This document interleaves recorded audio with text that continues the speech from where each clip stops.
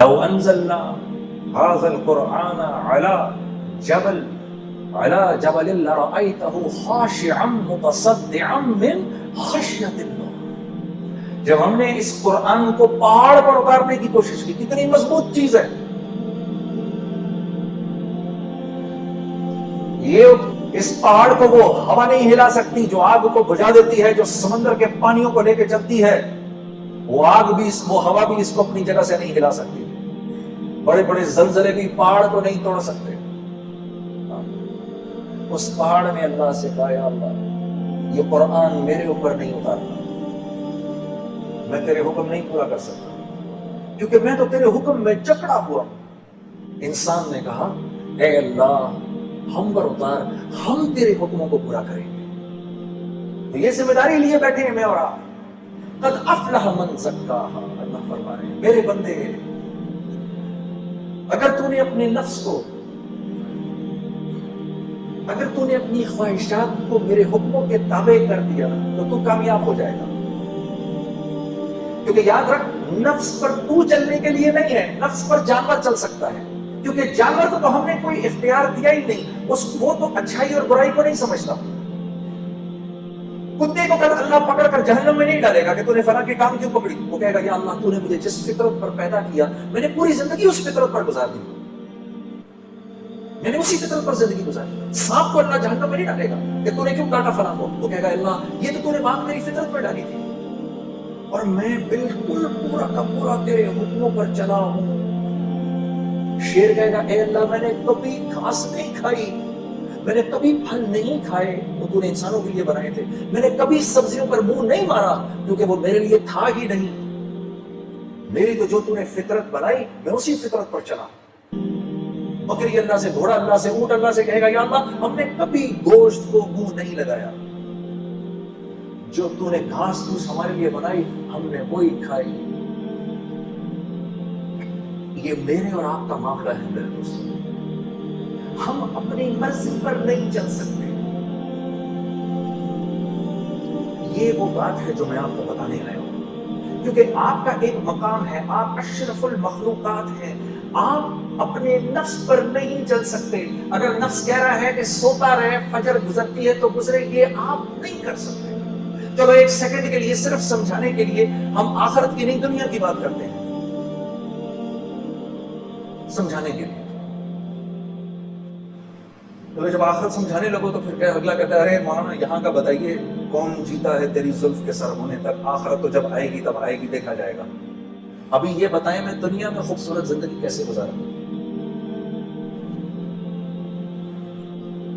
کل کراچی ایئرپورٹ پر جب میں یہاں آ رہا تھا تو ایک بھائی میرے پاس آ کے بیٹھ گئے، تو مسجد میں نماز پڑھنے لگے تھے تو میرے پاس بیٹھ گئے، مجھے کہنے لگے مجھے بتائیں میں دنیا میں یہ خوبصورت زندگی کیسے گزار سکتا ہوں. میں نے کہا میں اگر آپ کو کیوں بتاؤں اور اگر آپ میری بات پر عمل کر لیں تو آپ یقین کریے کہ اللہ رب العزت کی ذات، اس کی یہ منشا ہر وقت کی منشا ہوگی کہ آپ کی زندگی ایک خوبصورت زندگی بن جائے. اور جس کے لیے اللہ رب العزت طے فرمانے کہ اس کی زندگی خوبصورت ہوگی، ساری کی ساری کائنات مل کر اگر اس کی زندگی کو خراب کرنا چاہے، اس کو پریشان کرنا چاہے تو نہیں کر سکتی. اور اگر اللہ یہ فیصلہ فرمانے کہ نہیں یہ نافرمان ہے، اس کی زندگی میں اس کو ہم خوف اور غم کا لبادہ پہنائیں گے ہی، 7 ارب انسان اگر مل کر آپ کی زندگی کو خوبصورت بنانا چاہیں تو نہیں بنا سکتے. اس کو کہتے ہیں لا الہ الا اللہ. یہ ہے لا الہ الا اللہ، کہ میری ہر حاجت اللہ کی ذات سے جڑی ہوئی ہے.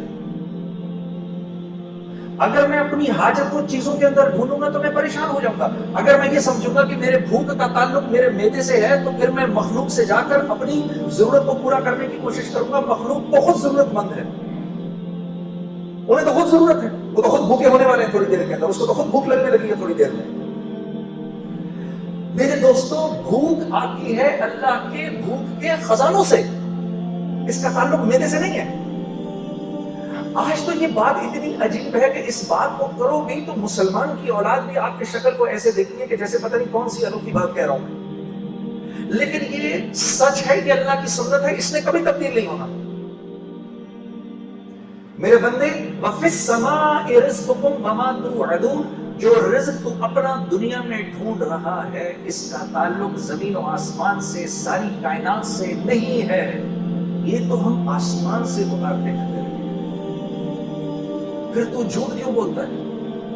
اب وہ مجھے نوجوان کہہ رہا مجھے بتائیں میں کیا کروں۔ میں نے کہا بھائی دیکھو، دنیا میں اگر اللہ کی مان کے چلو گے تو یہ اللہ کا وعدہ ہے کہ اللہ تمہیں حیات طیبہ دیں گے، اور حیات طیبہ اور زندگی کا نام ہے۔ جو زندگی اللہ لمبی کر دیتے ہیں، نیک انسان کی زندگی اللہ لمبی کر دیتے ہیں، اس کی تقدیر بدل دیتے ہیں۔ اس کی تقدیر میں جتنے سال لکھے ہوتے ہیں، جب اس کی زندگی کے اندر اپنی فرما برداری دیکھتے ہیں تو اس کی زندگی کے سالوں کو بڑھا دیتے ہیں۔ آسمان سے رزق کے وہ دروازے کھولتے ہیں جو اکثر نہیں کھولتے، اس کے لیے خاص رزق اترتا ہے۔ اللہ اس کو لمبی زندگی دیتے ہیں، بیماری سے پاک زندگی دیتے ہیں، خوف سے پاک زندگی دیتے ہیں، غموں سے پاک زندگی دیتے ہیں اس کو۔ تو میں نے کہا یہ رزق جب تمہارے گھر آئے گا تو اب تم مجھے خود بتاؤ، جب یہ تمہاری اولاد کے جسم میں یہ خون میں دوڑے گا تو اولاد اللہ کی فرما بردار بنے گی کہ نافرمان؟ تو میری شکل دیکھنے لگا، پھر کہنے لگا نافرمان۔ میں نے کہا یہ رزق جب بیوی کے خون میں جائے گا وہ وفاداری کرے گی بے وفائی؟ کہنے لگا جی بے وفائی۔ تو میں نے کہا اولاد ہو نافرمان، بیوی ہو بے وفا، تو زندگی سکون میں گزر سکتی ہے؟ میں نے کہا گھر کے جو نوکر چاکر ہیں جب وہ یہ کھائیں گے تو تمہارے ساتھ وفاداری نبھائیں گے کہ بے وفائی کریں گے؟ ہاں جی بے وفائی۔ میں نے کہا جب یہ تمہارے جسم میں جائے گا یہ نافرمانی کا رزق تو تم اللہ کی فرما برداری کرو گے نافرمانی کرو گے؟ رات کو تہجد کے لیے اٹھو گے کیا پھر تم؟ رات کو تہجد کی نماز پڑھو گے کہ فلم دیکھو گے؟ کہتا جی میں پوری بات سمجھ گیا، میں پوری بات سمجھ گیا۔ فَأَلْهَمَهَا فُجُورَهَا وَتَقْوَاهَا۔ میں نے اس کو اٹھ کے گلے لگایا، میں نے کہا اگر تو نے دل میں اس بات کا عزم بھی کر لیا ہے کہ آج کے بعد میں اللہ کی فرما برداری کروں گا تو خدا را بیٹھ کے میرے لیے دعا کر، اللہ مجھے بھی معاف کر دے کہ اس وقت اللہ کی رحمت نے تجھے ایسے گھیرا ہوا ہے کہ اگر اس بارش کے تھوڑے سے چھینٹے مجھ پر بھی پڑ گئے تو میں بھی نکل جاؤں گا۔ کیونکہ اللہ کا جو بندہ اندر سے اس بات کا عزم کر لے اے اللہ آج کے بعد نافرمانی نہیں کروں گا، میری مدد کر، آج کے بعد میں تیری فرما برداری کی پوری کوشش کروں گا، جو بندہ اس بات کا صرف دل میں عزم کر لے اللہ کی رحمت اس کے ساتھ ہو جاتی ہے۔ وہ ایک قدم چلتا ہے اللہ اس کے ساتھ 10 قدم چلتے ہیں، وہ اللہ کی طرف چل کے جاتا ہے اللہ اس کی طرف دوڑ کے جاتے ہیں۔ یہ اللہ کا وعدہ ہے۔ یہی قریب میں جو رائبٹ کا مرکز، میں پہلی دفعہ جب یہاں سے 4 مہینے لگا کر گھر گیا تو گھر مفتی تقی عثمانی صاحب سے میں نے گزارش کی حضرت تشریف لے کر آئے، اور یہی بات جو بھی میں آپ سے کہہ رہا ہوں نا، اللہ کے لیے اپنے نفس پر پہلا قدم رکھنا، پہلا قدم نفس پہ رکھنا، دوسرا قدم جنت میں۔ تو طبیعت پر بڑا بوجھ پڑ رہا تھا، میں کیسے کروں گا، میں کیسے کروں گا؟ آج کے بعد اگر نامحرم عورت سامنے آئے گی تو میں نظریں کیسے ہٹاؤں گا؟